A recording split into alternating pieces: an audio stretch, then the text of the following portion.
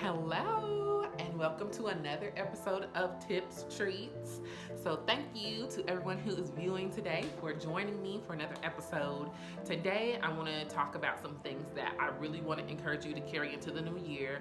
You've been hearing new year, new me, leaving all the BS in the last year, not doing the same old stuff I was doing last year. I'm gonna do better. This really my year. So we hear that every year, and it's kind of like the proof is in the pudding. So I'll see it when I believe it, right? But these are some tips that will really help you with conquering and being successful and actually tracking your progress of really being a new you. If it's a new you, new year, new you, this is really going to help you track your progress and conquer the new person that you're trying to be. And a lot of times people get so caught up in being like a completely whole new person. And sometimes our life requires for us to literally leave everything and become a new creature, right?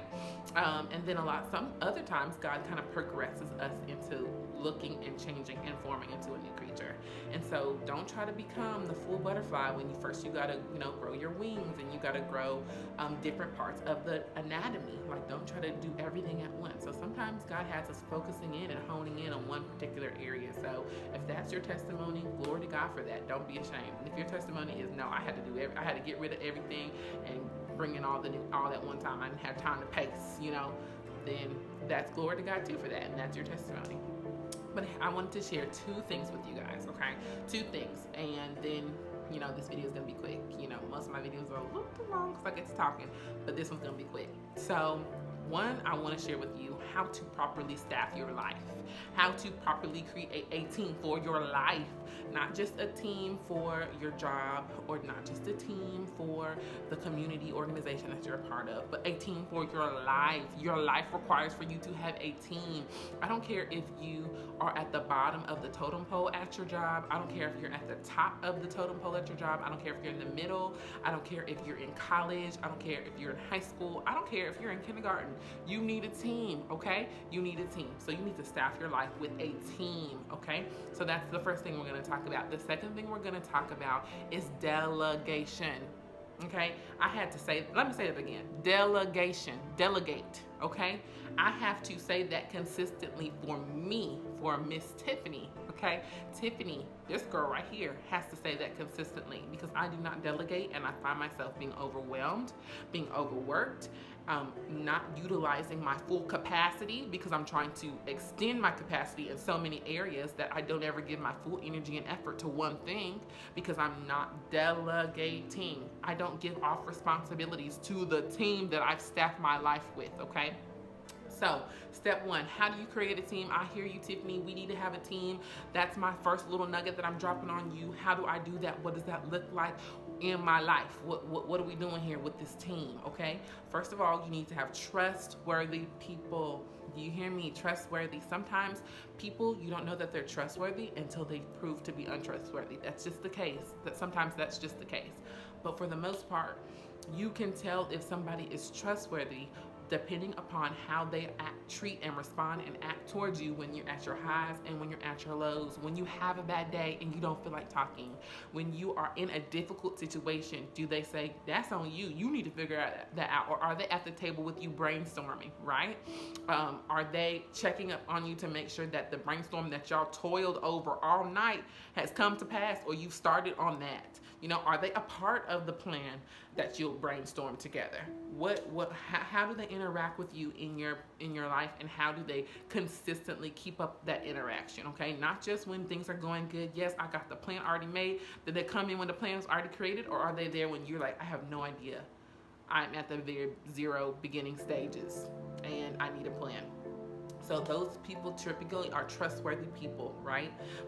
And as you grow your team and as you build more trustworthy people, you'll be able to pinpoint them. You'll be able to tell, and you don't want everybody who does the same thing. All of my friends and all of the people who even serve under me, who work under me or work for me, or are in some type of servanthood towards me, none of them are the same. I have people who are super organized. I have people who are not so organized.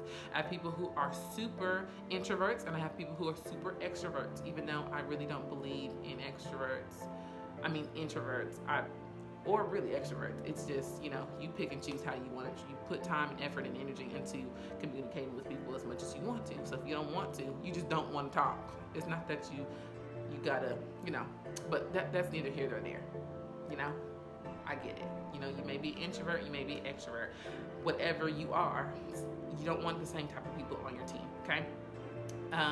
You want to diversify your team, okay? You want people who are super book smart. You want people who are super street smart. You want people who have an expertise in an area, who have the degrees to back it up. And then you also want people who have experience in an area. If you're trying to tap into a particular world, connect with people who have experience in that world. Don't connect to people who just say, oh, I don't got no experience either, I just want to do it. And you don't got no experience. It's two people, it's blind leading the blind at this point, So connect with people who are diverse, okay? So build your team of friends, even with your family. Your family, if you are married, if you have a spouse, and if you have children, if you have in-laws, those are your team. Figure out what personalities are already on your team, because that team, some of those people on that team you chose. If you have a spouse, you pick them perfectly. You pick them, so you chose that person on your team. So figure out what kind of communicator they are. Figure out what kind of team player they are. What are their strengths? Now figure out what are everybody else's strengths. How can this all play together to work together, okay? So build a team. I don't care if you are trying to be the best dad, if you're trying to be the best mom, if you're just trying to be the best career woman, the career man, if you're trying to climb the ladder, if you're trying to be the mayor, the governor, the president, whatever it is. Whatever you are trying to accomplish, you need a team to accomplish it. Your team doesn't have to be large. It may start off with 2 people, but if you have 2 solid people, that's your team, and you work the team, you build the team, y'all work, and everybody has to do their part, okay? Build a team. If you're a family person, I can't stress this enough. I just really feel passionate about even with families. Mom can't do it on her own. Dad can't do it on his own. Kids can't do it on their own. It's a family unit for a reason, because everybody has to play their part, okay? So build your team. Hone and cultivate your team. Families, hear me. Please build your team, okay? Second thing, delegate.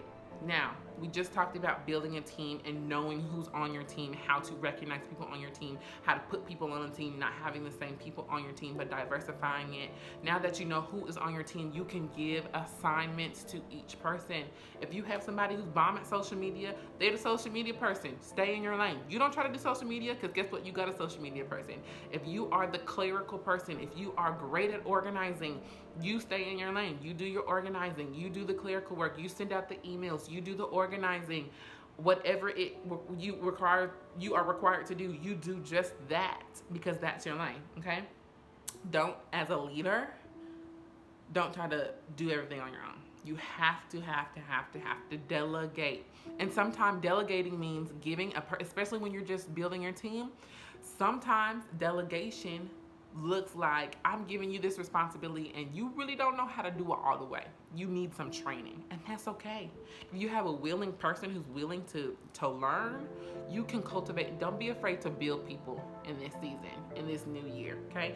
Don't be afraid to build up the people, and don't be afraid to build them up and then be fearful that they're gonna leave and take the skill that you've given them and use it for someone else or use it for something else, because that may just happen. There's a time and a season and a place for everybody. So if their season and their time is up with you and they take the skills that you taught them and they use it somewhere else or utilize it somewhere else, that's okay. You didn't do it so that they can only stick with you. You did it so that they can be productive while they were on your team. And if they leave your team, then you get somebody else, and you know that you sow good seeds so that the person who replaces them is going to be even better and ready to work, right? And now, even if they're not ready to work, you know how to train somebody. So it's a win-win. There's no losing in that situation. So build your team and delegate. Everybody has to stay in their lane. Don't be afraid to train people and mold people and shape people and shift them into the position that you need them to be. Don't be afraid to train them. And people, don't be afraid to be trained. Let somebody give you some knowledge. Let somebody teach you. Don't be unteachable. I don't care if you are the smartest person in the world, still be teachable, because there's something that you do not know that you can benefit from learning, okay? So that's episode, tips, treats. There we go. You got it. Here it was. Bam. Y'all enjoy. Bye, y'all.